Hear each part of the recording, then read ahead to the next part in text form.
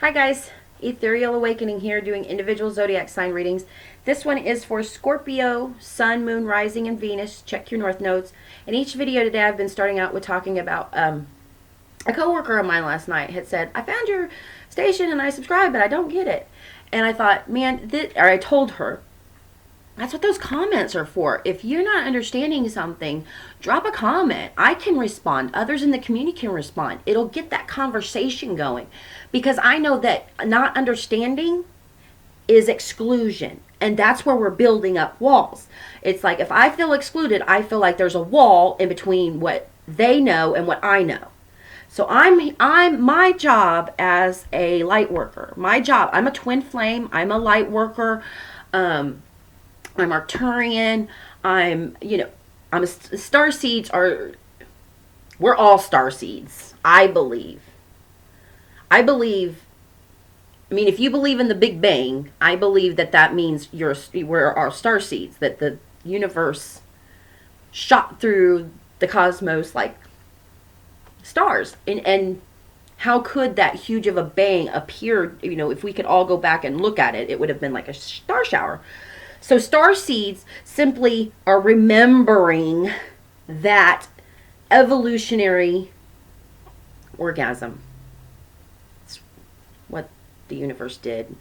It exploded in an energetic big bang, which how many people have had an orgasm that felt like a big bang?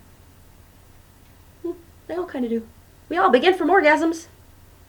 Cycle. See that cycle? If the universe had a big orgasm, like a big bang, and that began the universe, and each one of us are born, at least one person had an orgasm. Hopefully they both did. I mean, just being honest. So these are these concepts that if you look, you can kind of see those cycles. Okay.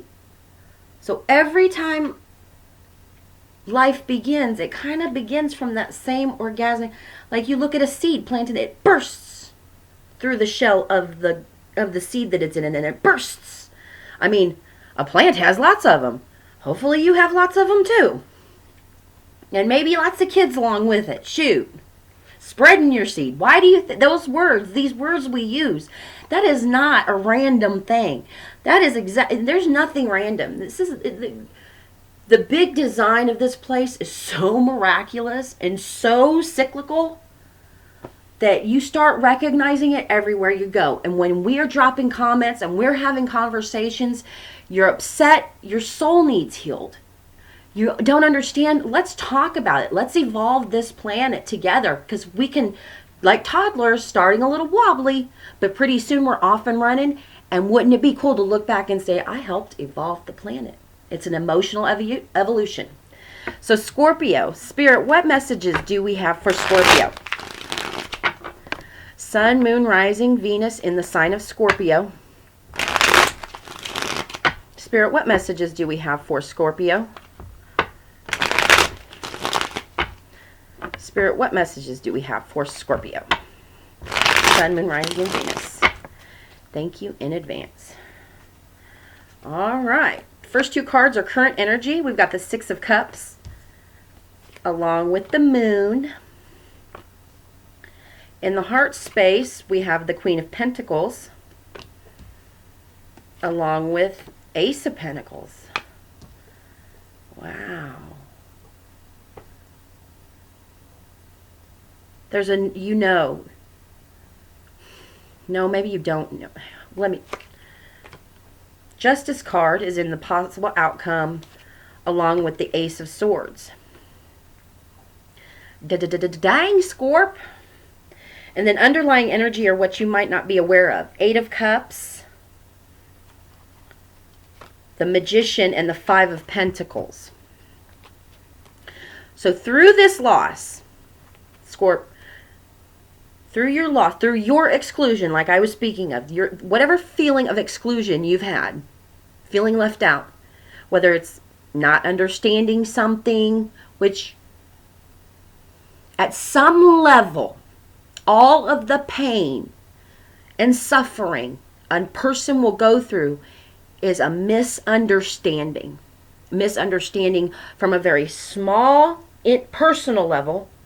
I misunderstood who I was, and I allowed myself to sit in a situation for too long. I didn't understand how precious I am. This heart space, there's no misunderstanding. This is in the heart space, Scorp. This Queen of Pentacles with this Ace of Pentacles is a new beginning and understanding you're the gift. No gift, no precious gift that God's given you, that you give yourself, that understanding, love, compassion, because this Queen of Pentacles, she's an ooey gooey kind of love. She's ready to offer you the world. Here's a second hand into the you offering it you, the Queen, the God, who's got to offer it to you, Scorp? Who's got to offer it to you before you do? The Magician in the middle of these two cards, the Five of Pentacles with the Eight of Cups, recognizes their level of responsibility since being adult in all of the loss. This is an opening up of understanding. I've manifested it all.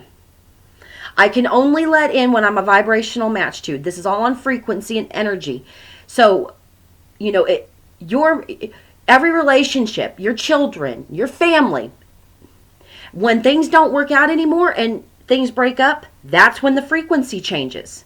That's when the vibration changes.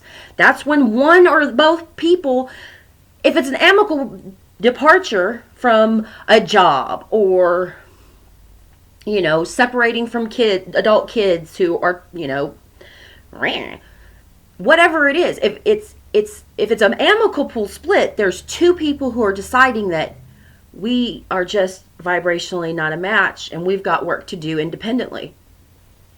So understanding that that Magician is capable and able at every level to see the losses and the hurt and the suffering from attachment and misunderstanding and learn I've done what I can in every situation and it's okay to part ways if we're no longer jiving, if we're no longer vibrating, if we're no longer at the same frequency, however I need to say it, it is okay to part ways. And mother, father, sister, brother, it does not matter. We all have a right to be happy and in non-toxic situations. And it takes learning how to be happy and non-toxic all on your own. And leaving anything, if it's meant to be, it will come back. So this is an understanding of that. I will manifest what I want in my being because I want to be what I want in my being. I want more people like me in my being. Well, you've always had that. You've had people just like you all around you. Not jiving with you if you ain't jiving because you're not jiving with yourself. This is kind of that fear of, this is a fear of allowing yourself to go back to feeling like that kid and that happiness. Scorpio, are you afraid of happiness? Are you afraid of yourself? You're afraid of you're afraid of this happiness.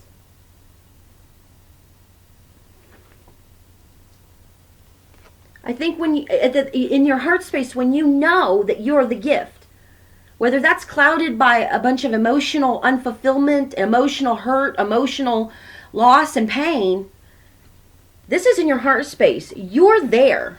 This is a fear of yourself, a fear of letting go, a fear of just letting the cosmic wave of the universe take you where it needs to take you.